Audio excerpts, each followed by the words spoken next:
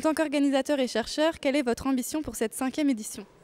Alors aujourd'hui, quand on organise cette université d'été, on accueille au sein de notre université l'ensemble des sociétés de gestion et des investisseurs qui font la place de Paris. Donc on veut aujourd'hui discuter avec eux, présenter les travaux de recherche et également en fait aborder les grands thèmes de l'année à venir. Pourquoi les risques liés à la liquidité sont-ils particulièrement d'actualité aujourd'hui? Ils sont d'actualité parce que vous avez de plus en plus de sociétés de gestion, de gestionnaires de fonds qui investissent dans des actifs illiquides.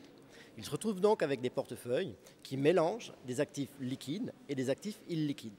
Si vous avez ce type de portefeuille, vous devez développer de nouvelles méthodes d'allocation, de nouvelles méthodes de gestion des risques qui vont tenir compte des nouvelles spécificités de ces portefeuilles. Les sociétés de gestion prennent-elles correctement en compte les risques de liquidité?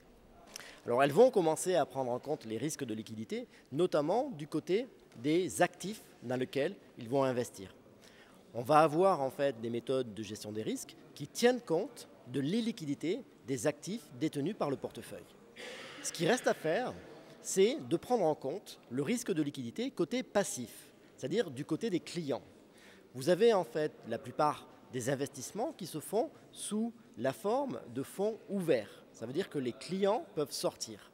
Si un client sort, il va représenter un risque de liquidité puisqu'il faut que le gérant diminue la taille du fonds. Ces risques-là, aujourd'hui, commencent seulement à être pris en compte et mesurés. Quelles solutions la recherche propose-t-elle aux investisseurs pour faire face à ce risque? Alors aujourd'hui, on a plusieurs programmes de recherche, ici dans notre université Paris-Dauphine, qui vont s'attaquer à ces questions-là. Les premiers programmes sont des programmes théoriques, où on va essayer de développer de nouveaux modèles qui tiennent compte de cette possibilité-là, c'est-à-dire de voir les clients qui vont sortir des fonds ouverts. On va également avoir des programmes de collaboration avec des sociétés de gestion qui nous fournissent des données sur leurs clients et notre objectif va être, à partir de ces données, de comprendre comment il est possible de prévoir, d'anticiper et de mieux expliquer le comportement des clients et les risques qui sont associés à ces clients.